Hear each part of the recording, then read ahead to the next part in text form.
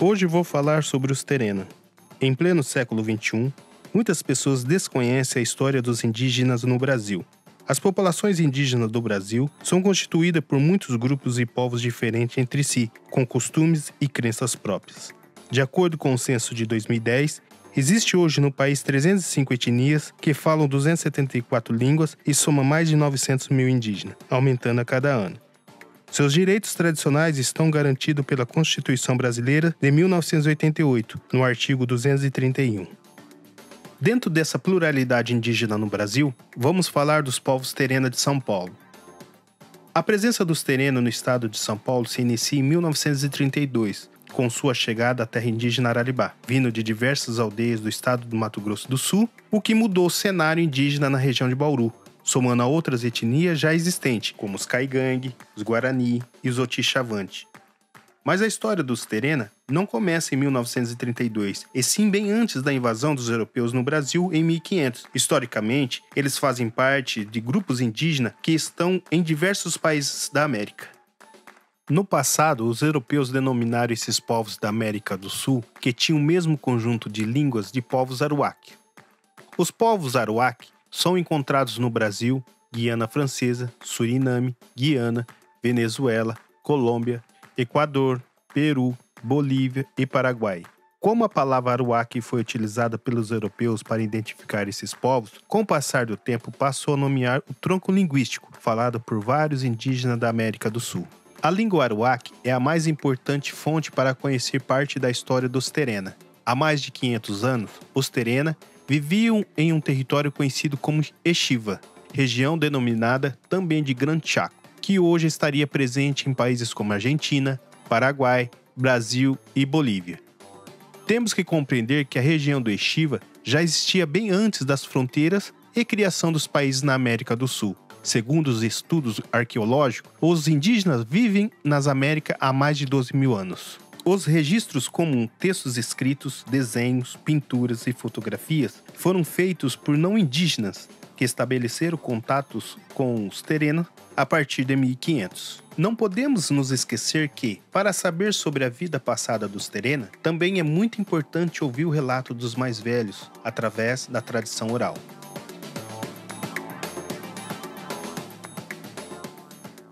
A cultura material, como objeto de cerâmica, de tecelagem e instrumentos musicais, também revela muito dos hábitos e costumes antigos. Constatamos, por exemplo, que os Terena não andavam nus. Eles usavam roupas feitas de algodão do mato e eram habilidosos agricultores e ceramistas. Para que possamos compreender os principais fatos históricos que marcaram a trajetória dos Terena, vamos dividir sua linha do tempo em 4 grandes períodos. O primeiro, tempos antigos, foi de 1500 a 1800. Antes de 1500, não há registros sobre os Terena. No período Brasil Colônia, os Terena viviam no Echiva ou Grande Chaco, precisamente às margens do rio Paraguai e no Pantanal do Brasil. No Echiva existiam outros povos indígenas, como os Guaicuru, com os quais se realizaria futura aliança para se proteger dos inimigos espanhóis e portugueses.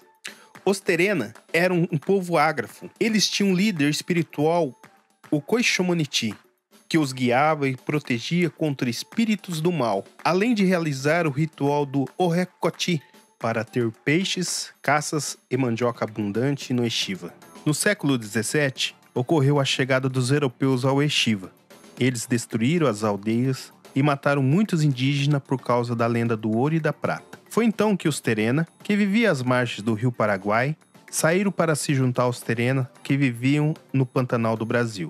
Já no século XVIII, houve um tratado de paz entre os cavaleiros Guaicuru e os portugueses, acabando com a aliança entre Guaicuru e Terena, muito importante nas lutas contra grupos inimigos, espanhóis e portugueses. Entre 1846 e 1870, ocorreu a Guerra do Paraguai. Com a invasão dos paraguaios na região do Mato Grosso, os Terena abandonaram suas aldeias e se refugiaram nas matas, o que provocou a sua dispersão.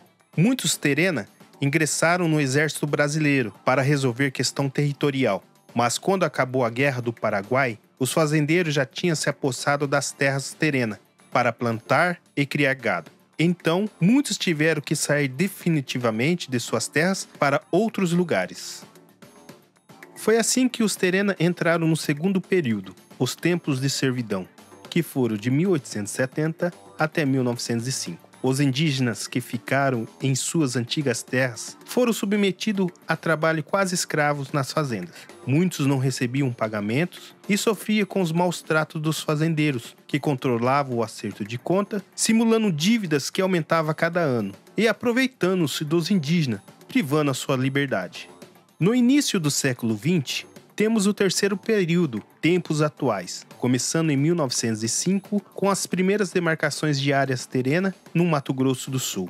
A concentração dos indígenas em torno dessas reservas foi reduto de mão de obra para as fazendas. A mão de obra terena foi utilizada nas obras públicas, como as linhas telegráficas e estrada de ferro noroeste do Brasil. O governo republicano começou a instalar os postes telegráficos na região do Mato Grosso.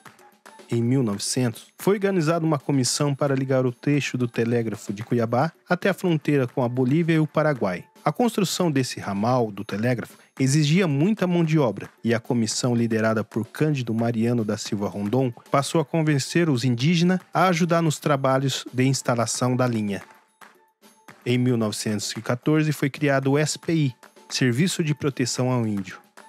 A criação da terra indígena Araribá teve início com o povo Guarani. Os Guarani, em sua peregrinação espiritual na busca da terra sem males, saíram do Mato Grosso passando pelo sertão de Bauru.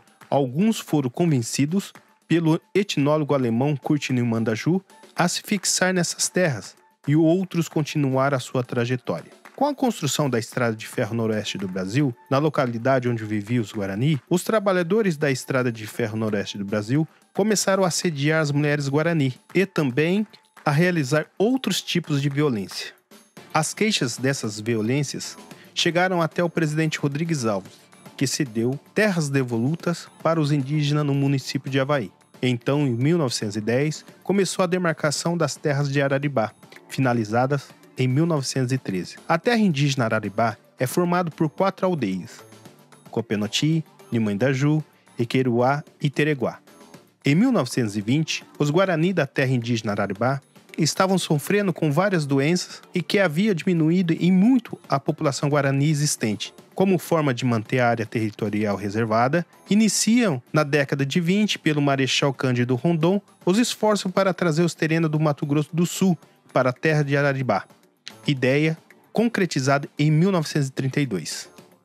A migração dos Terena para São Paulo inicialmente foi motivada pelo SPI, que pretendia aumentar a população da reserva de Araribá. Em 1967, com a extinção do SPI, se dá a criação da FUNAI.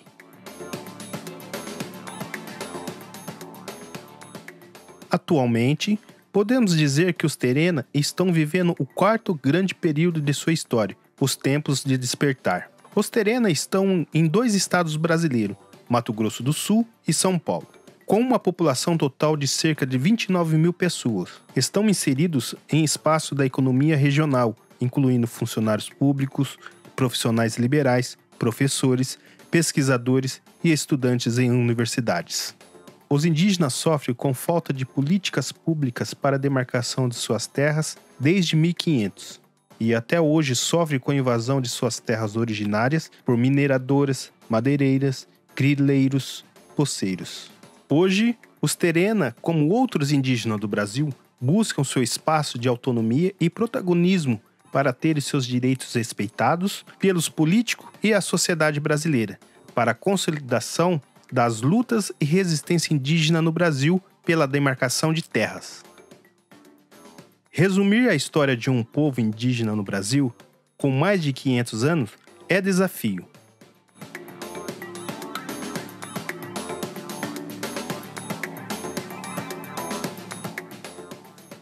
Meu nome é Irineu Geá, nasci na terra indígena Araribá e pertenço à etnia Terena de São Paulo. Meu nome é Marcela e eu sou artista plástica quechua.